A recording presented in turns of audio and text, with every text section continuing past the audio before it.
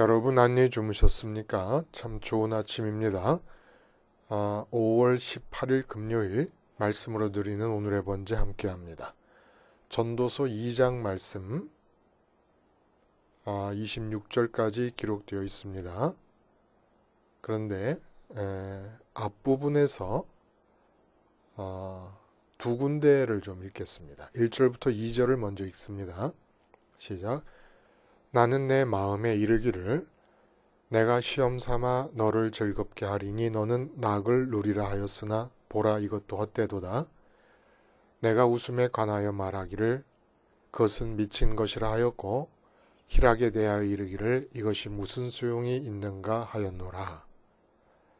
그러고 나서 9절부터 11절까지 읽습니다.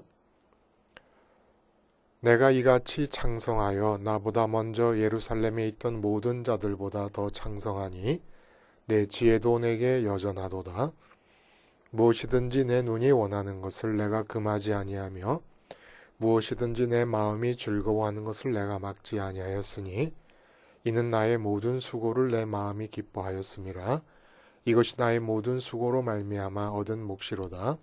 그 후에 내가 생각해 본즉 내 손으로 한 모든 일과 내가 수고한 모든 것이 다 헛되어 바람을 잡는 것이며 해 아래에서 무익한 것이로다. 네, 오늘 우리가 함께 읽은 말씀 중심으로 솔로몬의 세상 가치 실험이라는 제목의 하나님 말씀 증거합니다. 솔로몬의 세상 가치 실험. 요즘 전 세계적으로 북한의 핵 폐기 문제가 초미의 관심거리가 되어 있습니다. 어제 그제 북한이 갑자기 남북한 고위 간부급 회의를 거절하게 됨으로써 평화의 무드에 찬물이 끼얹어지는 듯한 느낌이 들어요. 어쨌든 남북한과 주변 이 동북아시아에 대한 어떤 한 정치가의 주장이나 의견이 아니라 하나님께서 십자가 복음, 독생자 예수님이 십자가에서 달려 돌아가신 그리고 부활하고 승천하신 이 복음 사건이 원활하게 전달될 수 있는 여건을 조성하시기 위해 역사를 주관하시는 손길을 놓지 않으시기를 바라고 하나님의 뜻이 이 땅에 이루어지기만을 바랍니다. 자, 그런데 핵 실험보다 사실은 더 주목해야 될, 적어도 복음을 듣는 사람들의 마음속에는 더 주목해야 될 실험이 있다면은 그것이 바로 솔로몬의 실험이에요. 솔로몬이 행한 가치 실험이라는 겁니다. 가치를 실험해 보는 거예요. 가치를 실험한다는 게 뭡니까? 가치라고 하는 것의 가장 큰 의미는 어디에 있는 겁니까? 결국 그 가치를 갖게 되면 가치를 소유한 사람에게 만족과 기쁨을 줄 수 있을 거라고 믿어진다고 하는 것에 가치의 의미가 있는 것이죠. 그러니까 가치 실험이라고 하는 것은 뭘 말하느냐?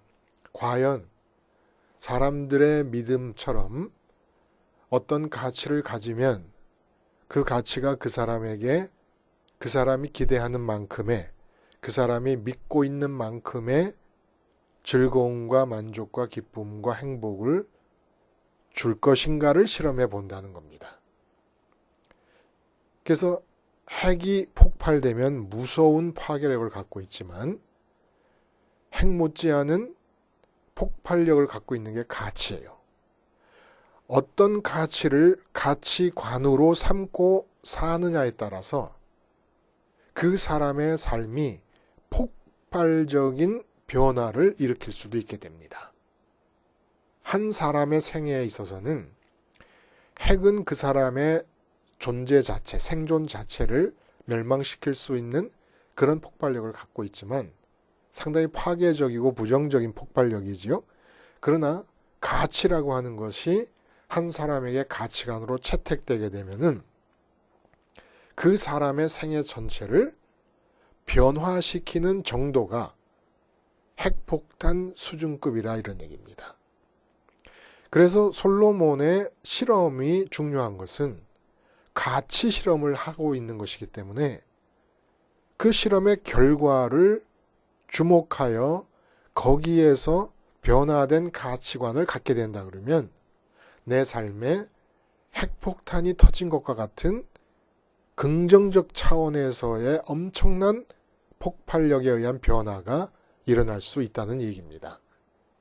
솔로몬의 가치 실험. 참 중요하죠. 그런데 이제까지 우리는 솔로몬과 연관지어서 관용어처럼 사용하는 말들이 있어요. 솔로몬의 지혜, 솔로몬의 판결, 솔로몬의 재판, 솔로몬의 영광. 근데 실제로 솔로몬의 실험이라는 얘기는 거의 주목하지 않고 사용하지도 않잖아요. 근데 이게 정말 중요하다는 겁니다. 그래서 1절과 2절을 보면 나는 내 마음에 이르기를 자 내가 시험 삼아 너를 즐겁게 하리니 너는 낙을 누리라 하였으나 보라 이것도 헛되도다. 내가 웃음에 관하여 말하기 이르기를 그것은 미친 것이라 하였고 희락에 대해 이르기를 이것이 무슨 소용이 있는가 하였노라. 무슨 얘기입니까? 내가 시험을 해봤다는 거예요. 그래서 사람들이 그걸 가지면 즐거워질 것이다. 낙을 누릴 수 있을 것이다 라고 생각한 것들을 그대로 다 해봤다는 겁니다. 근데 실험의 결과가 어떠냐? 그냥 말로 하는 게 아니에요. 철학자들이나 현자들이 돈이라는 게 뭐가 필요해? 응? 아무 소용없어. 이렇게 깨달음에 의해서 가르치는 것이 아니라 실제로 실험을 해봤다는 거예요. 돈 하면은 사람들이 더 이상 원할 수 없을 만큼 많이 가져보고 등등의 가치들을 실험을 해봤더니 결론이 헛되도다. 아무것도 아니더라는 얘기예요. 그래서 3절을 보면 상당히 그 말이 어려워요. 한번 제가 읽어볼게요. 여러분 들어보세요. 내가 내 마음으로 깊이 생각하기를 내가 어떻게 하여야 내 마음을 지혜로 다스리면서 술로 내 육신을 즐겁게 할까? 또 내가 어떻게 하여야 천하의 인생들이 그들의 인생을 살아가는 동안 어떤 것이 선한 일인지를 알아볼 때까지 내 어리석음을 꼭 붙잡아 둘까 하여. 이게 무슨 말입니까? 셰익스피어를 모셔와도 이해를 못할 거예요. 천하의 문장가들, 우리나라의 대소설가들을 다 모셔와도 이거 이해 못합니다. 무슨 얘기냐? 내가 내 마음으로 깊이 생각했어요. 내 마음에는 여전히 지혜가 있습니다. 그래서 나는 어리석은 사람이 아니에요. 솔로몬의 생각이에요. 나는 어리석은 자가 아니에요. 그런데 어리석음을 의도적으로 한번 시도해 보겠다는 겁니다. 어리석음을 의도적으로 시도한다는 것이 어떻게 시작되냐면 우선 술로 내 마음과 몸을 달랜다. 술로 달랜다는 것은 세상 가치들을 실험하기 위해서 한번 취한 척 해보겠다는 겁니다. 어리석은 척 해보겠다는 거예요. 의도적인 어리석음을 한번 연출해 보겠다는 겁니다. 그렇게 의도적인 술에 취한 것 같은, 그래서 이 사고 분별이 흐리멍텅해진 사람인 것처럼 그렇게 한번 해서 인생들이 살아가는 동안에 그들이 좋다고 하는 것들을 한번 그대로 따라해 보겠다는 겁니다.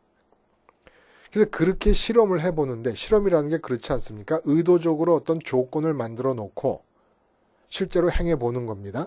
그렇게 행했을 때 나타난 결과를 보자는 게 실험의 목적 아니겠습니까?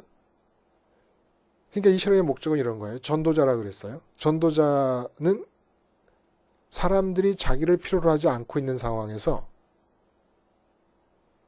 자기가 사람을 불러요. 불러서 전도자가 깨달은 사람들의 필요에 대해서 일깨워주는 겁니다. 근데 사람들은 자기들의 필요를 다르게 느끼고 있는 거예요. 그러니까 어긋나 버려요. 전도자는 말합니다. 진짜 당신들에게 필요한 것은 이러이러한 것입니다. 근데 듣는 사람들은 멍한 거예요. 부름받아 와서 듣고는 있지만, 아니 왜 그게 내가 필요해? 지금 당장 돈이 필요하고 지금 당장 건강이 필요하고 지금 당장 결혼을 해야 되고 승진을 해야 되고 이런 게 필요한데 뭐 쓸데없는 소리를 하면서 저런 게 필요하다고 얘기하냐? 이럴까봐. 그럼 좋다. 당신들이, 세상 사람들이 당신들 자신에게 필요하다고 느끼는 것들을 내가 한번 해보겠다라는 겁니다. 근데 여기서 우리 의문점이 있어요. 그 실험의 재료가 뭐냐 하면 먼저 술이 나오는데 이 술은 술을 통해서 일단 어리석음을 의도적으로 붙잡겠다 이런 얘기입니다. 그 다음에 술에 취하듯이 세상에 취해가지고는 내가 이제 뭘 할 거냐 하면 사업을 확장할 것이다. 그래서 그 당시로서 가치 있게 여겨지는 사업의 확장 이야기를 쭉 해나갑니다. 다 그렇게 했다는 거예요. 그리고 금은 이 세상에 어떤 누구보다도 많은 재물을 다 모아봤다는 겁니다. 그리고 예능인들을 통해서 노래하게 하고 춤추고 가물을 즐기며 오락을 해봤다는 거예요. 그러니까 자기처럼 많은 예능인들을 거느리면서 오락을 즐긴 자가 누가 있겠냐라고 할 정도로 그런 다음에 처처 많은 여자를 아내와 첩으로 맞이했다는 얘기를 합니다. 이 다 세상이 원하는 가치들이에요. 멋진 아내, 많은 재물, 그리고 오락, 그리고 사업의 확장. 다 최고로 인간 세상에서 사람들이 침 흘리며 이루고 싶어하는 것, 그런 가치들 아니겠습니까? 이런 것들을 한번 그럼 다 한번 해보겠다는 겁니다. 왜냐하면 전도자로서 아무리 말해봐야 전도자로서 느끼는 사람들의 필요에 대해서 사람들은 공감하지 않고 자기들 나름대로 필요를 느끼고 있는데 그 필요라는 게 전부 이런 것, 사업 확장, 엄청난 재물, 또 이런저런 오락, 쾌락을 위한 어떤 오락들, 그리고 천명의 처첩, 기가 막히게 아름답고 현숙하고 멋진 그런 아내, 이런 것들이 다 세상의 가치라 그러면 내가 다 한번 해보겠다는 겁니다. 근데 여기서 의문점이 있는 것이 20세에 1,000번제를 드려서 하나님께 지혜를 구함으로써 하나님이 기뻐하셔서 부귀영화를 주시겠다고 해서 부귀영화를 주셨습니다.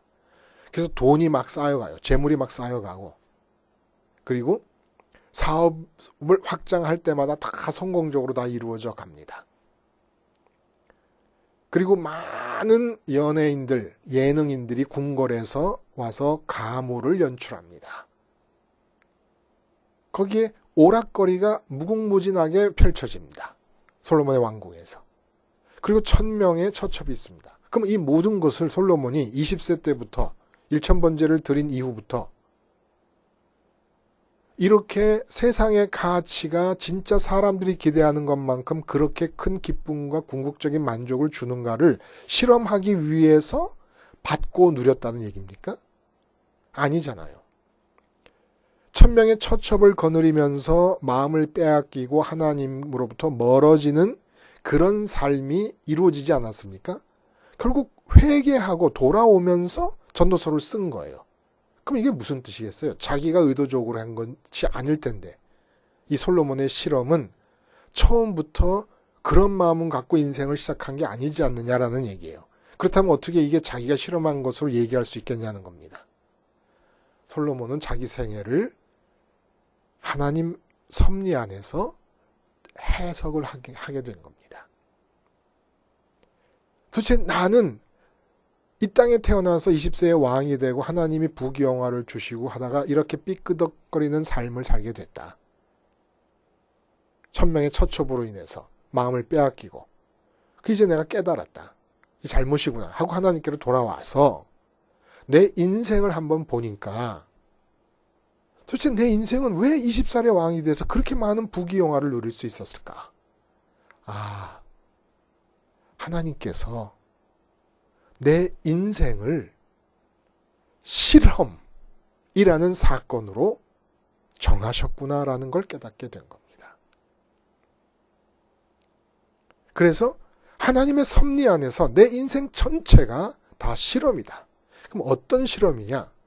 하나님께서 앞으로 예수님을 보내셔서 독생자를 보내셔서 다윗의 자손 예수 그리스도 아닙니까? 근데 다윗의 자손이 솔로몬이기도 하단 말이에요. 가장 대표적인 자손이 솔로몬이란 말입니다. 히스기야나 무슨 그 유명한 그런 왕들이 많이 있었지만은 그러나 가장 대표적인 다윗의 자손이 솔로몬이란 말이에요.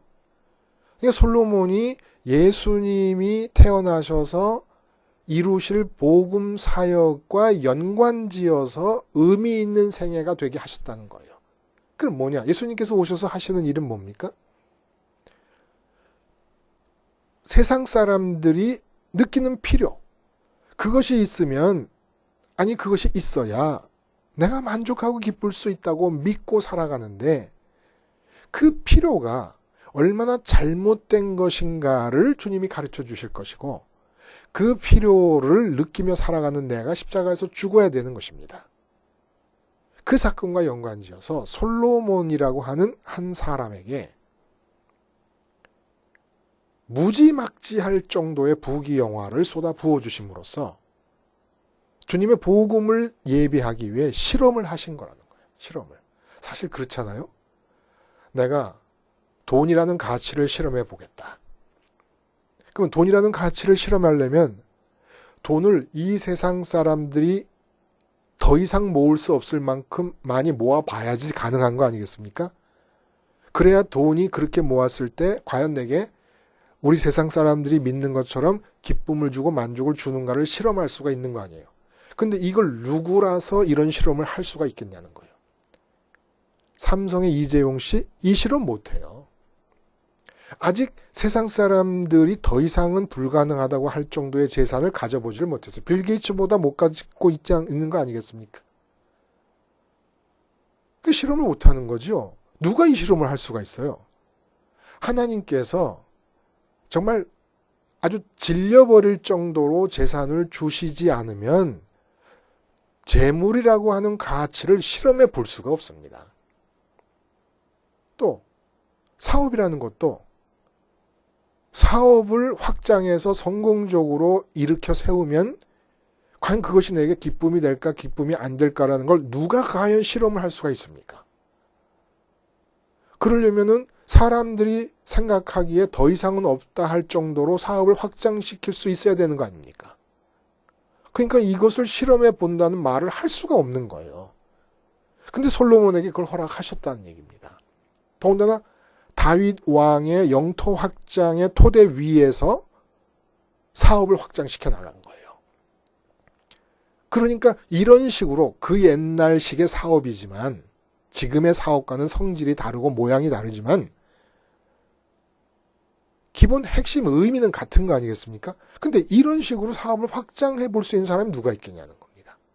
근데 그것도 실험 삼아 할 수 있는 사람이 누가 있겠어요? 하나님께서 무지막지할 정도로 사업 확장을 성공하게 해주셨다는 거예요. 그러한 생애들을 면면히 보니까 그리고 1000명의 처첩들 온 주변 나라들에서 제일 이쁘다고 하는 공주들은 다 끌어모았습니다. 이 누가 실험 삼아 이걸 할 수 있겠습니까? 근데 거기에서 하나님으로부터 마음이 멀어져서 그것이 얼마나 큰 죄악인 걸 깨닫고 돌아서서 자기 생활을 돌아보니까 하나님이 20살 이후부터 왜 나한테 이렇게 무지막지할 정도로 세상 사람들이 한 가지만으로도 그렇게 이룰 수 없을 만큼 많은 것을 왜 쏟아 부어주셨을까? 저희 집사람이 그래요. 제가 이제 세 끼를 집에서 먹지 않습니까?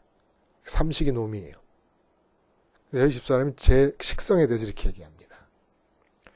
한식도 좋아하고 양식도 좋아하고 중식도 좋아하고 분식도 좋아하고 다 좋아하는데 예를 들어 한식이다 그러면 한식만 좋아하는 사람보다도 한식을 더 좋아하고 중식이다 그러면 중식만 좋아하는 사람보다도 중식을 더 좋아한다는 거예요. 얼마나 식탐에 그러니까 화신인 거죠. 뭐 거의. 예? 다 모든 방면의 음식을 다 좋아하는데 하나만 좋아하는 사람보다 더 많이 좋아한다는 겁니다. 솔로몬이 그런 식인 거죠. 세상의 사람들이 탐내는 모든 가치를 다 이루었는데 한 가지 가치에서만 성공한 사람보다 더 많이 성공을 했다는 겁니다.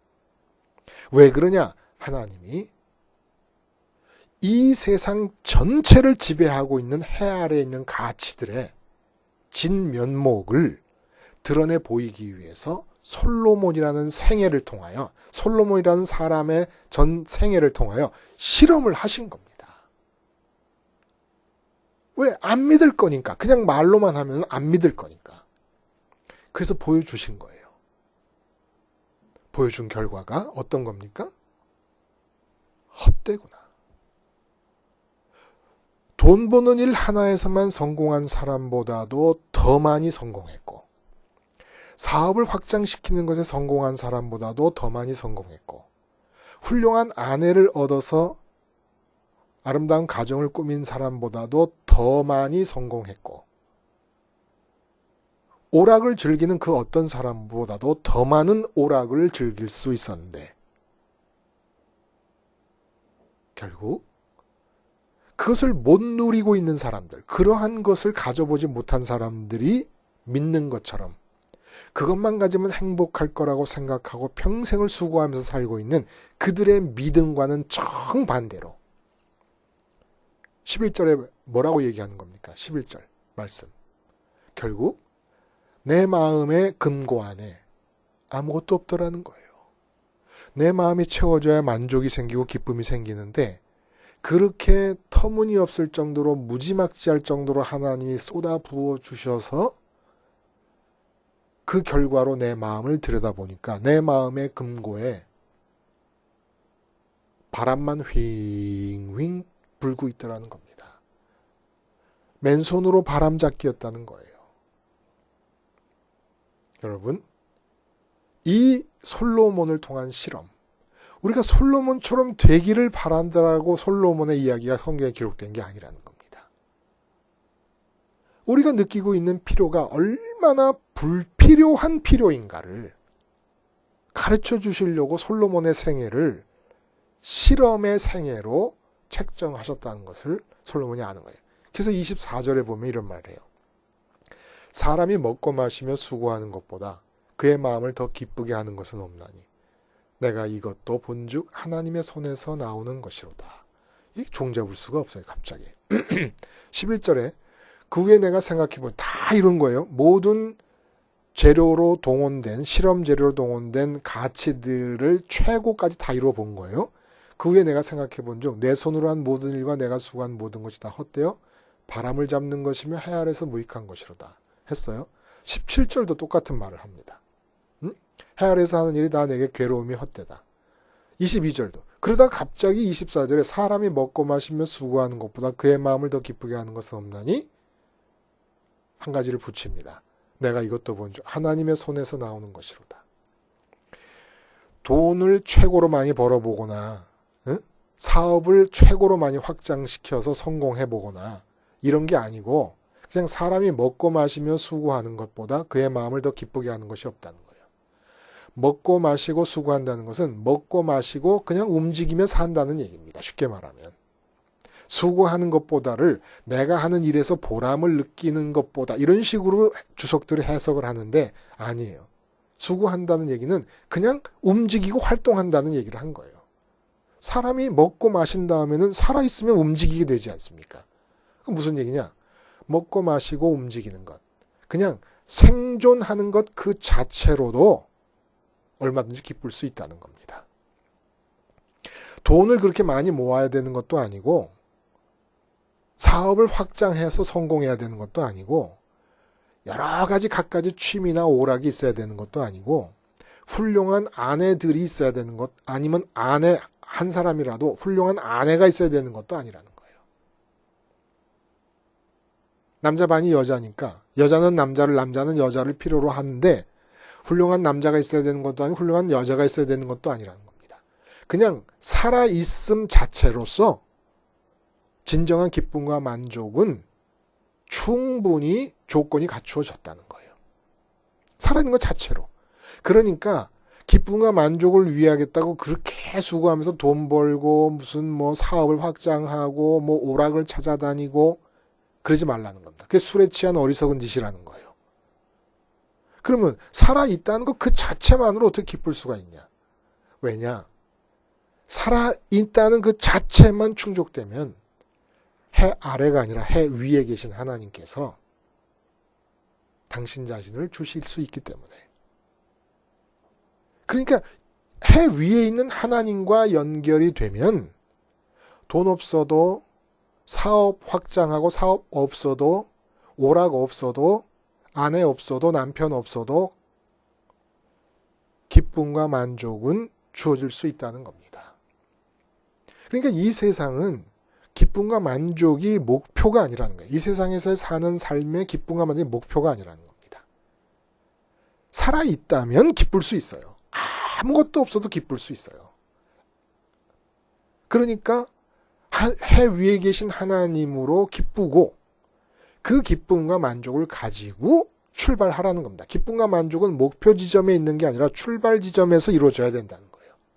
그래서 사업을 할 사람이면 사업이라는 가치를 솔로몬을 통해서 다 실험을 해가지고 그 진면목을 드러냈으니까 사업을 잘해서 기쁘겠다는 마음을 갖지 말고 해 위에 계신 하나님으로 기뻐하면서 사업장에 나가라 이겁니다.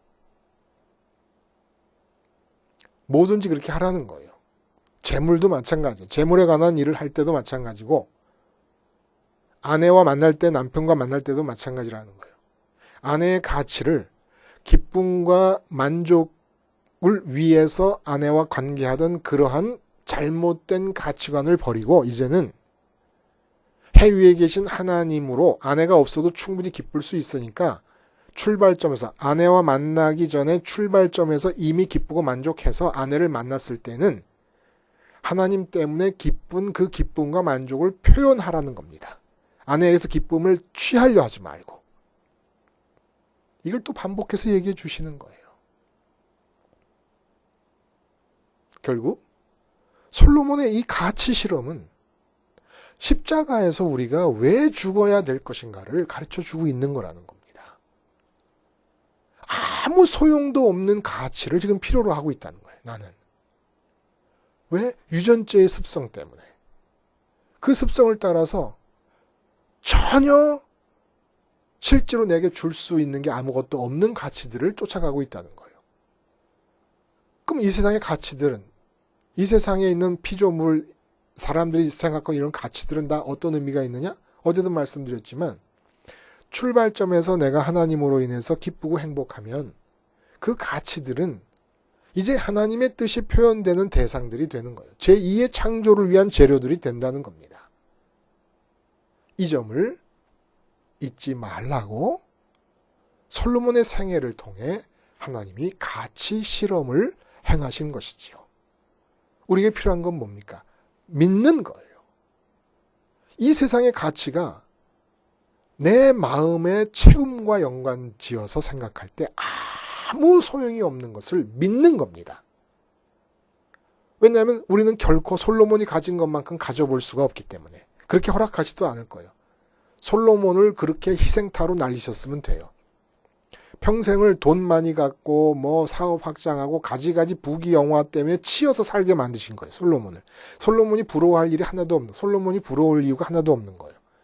세상의 부귀영화라는 사도 바울에게 있어서 배설물로 여겨지는 것들에 치여서 살았던 사람입니다. 그렇게 실험을 통해서 전해주시는 메시지를 붙잡고 그 솔로몬의 실험을 통한 가치 실험을 통해 전해주는 메시지와는 반대로 움직이는 내 마음. 사도 바울이 오라 나는 공고한 자로라고 로마서에서 탄식한 것처럼 반대로 움직이는 마음. 그래도 여전히 눈에 보이고 귀에 들리는 가치들을 붙잡으려고 하는 내 마음을 오늘도 끊임없이 십자가에서 죽은 자로 여기는 고백을 생활화하고 반복하면서 해 위에 계신 하나님으로 기뻐하며 만나는 모든 대상들에게는 기쁨이 표현되고 만족이 표현되고 하나님의 뜻에 의한 제2의 창조가 일어나는 삶을 살아가십시다. 기도하시겠습니다. 하나님 아버지, 솔로몬을 희생시키시면서 십자가에서 독생자를 희생시킨 것처럼 다윗의 아들 솔로몬을 실험 도구로 삼으셔서 우리에게 전해주시는 이 실험의 결과 믿음으로 받아들이게 해 주시옵시고, 그러한 믿음과는 다르게 움직이는 유전죄의 체질을 볼 때마다 주님의 십자가에서 죽는 생활화가 오늘 하루 종일 이루어지게 해 주시옵소서. 예수님의 이름으로 기도드리옵나이다. 아멘.